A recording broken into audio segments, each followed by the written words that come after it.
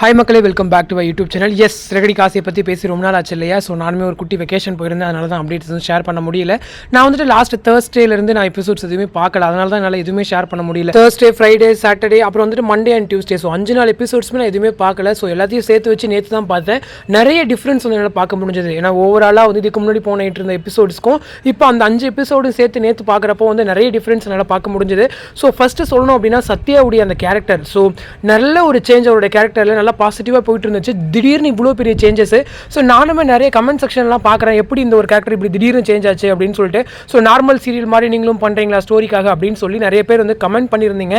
So நேற்று தான் நிறைய பேர் பார்க்க முடிஞ்சுது. ஸோ அவங்களுக்கான ரெஸ்பான்ஸ், அதாவது என் சைட்லேருந்து என்ன ரிப்ளை கொடுக்கணும் அப்படின்னா, சிறகடி காசியுடைய இனிஷியல் எபிசோட்ஸ் பார்க்காதவங்க தான் இந்த மாதிரி பேசுவாங்க அப்படின்னு நினைக்கிறேன். ஏன்னா சிறகடி காசியில் ஃபஸ்ட்டு சத்யாவுடைய கேரக்டர் இப்படி தான் டிசைன் ஆயிருக்கும். உங்களுக்கு வந்து ஒரு எக்ஸாம்பிளுக்கு சொல்லணும் அப்படின்னா, இந்த ஒரு சீன் வந்து எனக்கு இன்னும் மறக்க முடியாத சீன். என்ன அப்படின்னா, அவங்க வீட்டில் வந்துட்டு ஏதோ வாங்கி கொடுக்க சொல்லி சத்யா வந்து கேட்டிருப்பாரு. அதுக்கு அவங்க அப்பா முடியல, இது மாதிரி காசு இல்லை அப்படின்னு சொல்லி அப்பாவும் மீனாவும் சொல்லுவாங்க. ஸோ அப்பா வந்துட்டு கோவப்பட்ட சத்யா வந்து அவங்க அப்பாவை பார்த்து கேட்பாரு, இது மாதிரி பிள்ளைங்களுக்கு வந்து ஒன்று வாங்கி கொடுக்க முடியல, அவங்கள நீங்கள் சந்தோஷமாக பார்த்துக்க முடியல, எதுக்கு குழந்தை பெற்றுக்கணும் அப்படின்ற ஒரு கேள்வி வந்து ஒரு அப்பா அம்மாவை பார்த்து அந்த கேள்வி கேட்பார். அது வந்து ஒரு பெரிய இம்பாக்ட் கிரியேட் பண்ணக்கூடிய ஒரு சீனு. ஸோ அந்த அளவுக்கு ஒரு நெகட்டிவாக தான் அந்த கேரக்டர் வந்து ஸ்டார்டிங்கில் இருந்துச்சு. அவங்க அப்பா இறந்ததுக்கு அப்புறம் தான் வந்து அந்த கேரக்டர் வந்து லைட்டாக பாசிட்டிவ் ஆச்சு.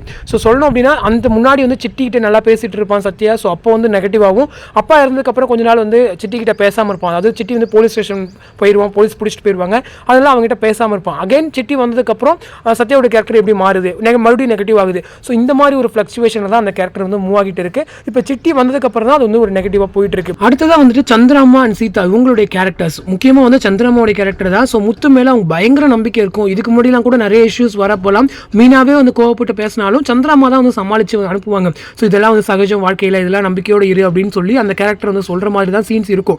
பட் இப்போலாம் மீனாவே எந்த அளவுக்கு இது வந்து பெருசாக எடுத்துக்கல அப்படின்னாலும் சந்திராமா வந்து இது வந்து ரொம்பவே பெருசாக எடுத்துக்கிறாங்க. ஏன்னா தன்னுடைய பையனுக்கு இந்த மாதிரி ஒரு விஷயம் நடக்குது அப்படின்னு சொல்லும்போது உண்மை தெரியாமல் ஒரு தாயா அவங்களுக்கு தவிப்பு கரெக்டாக தான் இருக்குது. ஸோ இன்னும் எபிசோட்ஸ்லையுமே கூட அவங்க வந்து அண்ணாமலை அப்பா கிட்ட சொல்கிற விஷயம் என்ன அப்படின்னா, இந்த விஷயம் நடந்து முடிஞ்சிருச்சு, எனக்கு இதை விட வருத்தம் என்னன்னா மீனா அங்கே இருக்காங்க, ஸோ அவங்கள எப்படி பார்த்துக்க போகிறாங்க, அவளை இந்த மாதிரி போட்டு அடிச்சுட்டா என்ன பண்ணுறது, கோவப்பட்டா என்ன பண்ணுறது, அவளுடைய வாழ்க்கை என்ன பண்ணுறது, அந்த மாதிரி இப்போ இதுக்கப்புறம் கவலைப்படுற மாதிரி வந்து அந்த கேரக்டரையுமே வந்து மாற்றியாச்சு.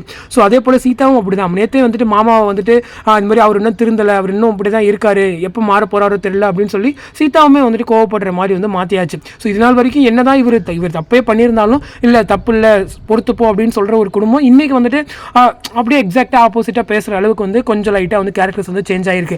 ஸோ அதே போல அண்ணாமலை அப்பாவும் சரி, இவ்வளோ நாள் வந்துட்டு இது வந்து நம்பிக்கையாக விசாரித்து செய்வார். பட் இந்த விஷயத்தில் வந்து கொஞ்சம் லேட் பண்ணிட்டாங்க. பட் இன்னும் எபிசோடைய அந்த நாளை ப்ரிவியூ சீன்ஸ் இருக்கு இல்லையா, ஸோ அதில் வந்து அண்ணாமலை அப்பாவுடைய சீன் வந்து இன்வெஸ்டிகேட் பண்ணுற மாதிரி ஸ்டார்ட் ஆயிருச்சு. ஸோ அங்கே முத்து வந்து எல்லா உண்மையும் போட்டு உடைப்பார் அப்படின்னு இருக்கு. அந்த ப்ரிவியூ பற்றி சொல்லணும்னா, மீனா வந்து அந்த கதவை திறந்து பார்க்குறாங்க. ஸோ அங்கேருந்தே ஒருவேளை அந்த உண்மையெல்லாம் தெரிஞ்சிருமோ அப்படின்ற ஒரு கேள்விகள் எனக்கு இருக்குது. ஸோ சீக்கிரமாக ட்ரூத் ரிவீல் கொண்டு வந்துட்டாங்க அப்படின்னா நல்லாயிருக்கும் அப்படின்னு நினைக்கிறேன். ஏன்னா இன்னைக்கு மீனாவுடைய அந்த பார்வையாக இருக்கட்டும், முத்து பேச போனதை வச்சு எனக்கு தெரிஞ்சு அப்படி தான் தோணுச்சு. அதே போல் வந்துட்டு இந்த ட்ராக்கை வந்து, அதாவது சத்யாவுடைய ட்ராக்கை இப்படி மட்டும், அதாவது அவருடைய ட்ராக்கை மட்டும் வச்சு மூவ் பண்ணாமல் பேரலாக நிறைய ட்ராக்ஸுமே வந்து கொண்டு வராங்க. ஸோ இன்றைக்குமே வந்துட்டு அந்த மனோஜ் வந்து கடன் வாங்கியிருப்பார் இல்லையா அந்த பார்க்கில் ஒரு ஃப்ரெண்டு, ஸோ அவருடைய கேரக்டர் வந்து கொஞ்சம் கொண்டு வந்திருந்தாங்க. ஸோ அந்த ஒரு ட்ராக் வந்து பேரலாக மூவ் ஆகுது. அதை தொடர்ந்து இந்த ரவி அண்ட் ஸ்ருதி, இந்த ஒரு பேருக்கான ஒரு இதுவுமே அவங்க என்னை பொறுத்த வரைக்கும் என்னென்னா, நீங்கள் என்ன வேணால் பண்ணிக்கோங்க, ஆனால் எது பண்ணாலும் ஒரு பிரச்சனை தான் கொண்டு வந்து விடுறீங்க அப்படின்னு இருக்கு. அதுக்கு நீங்கள் எதுவுமே பண்ணாமல் சும்மா சாப்பிட்டு உட்காந்துருக்கலாம் அப்படின்ற மாதிரி தான் எனக்கு தோணுது. பட் நம்ம சீரியலில் பார்க்குறோம் ஒரு கேரக்டர், அதுக்காக நான் சொல்ல வரேன்.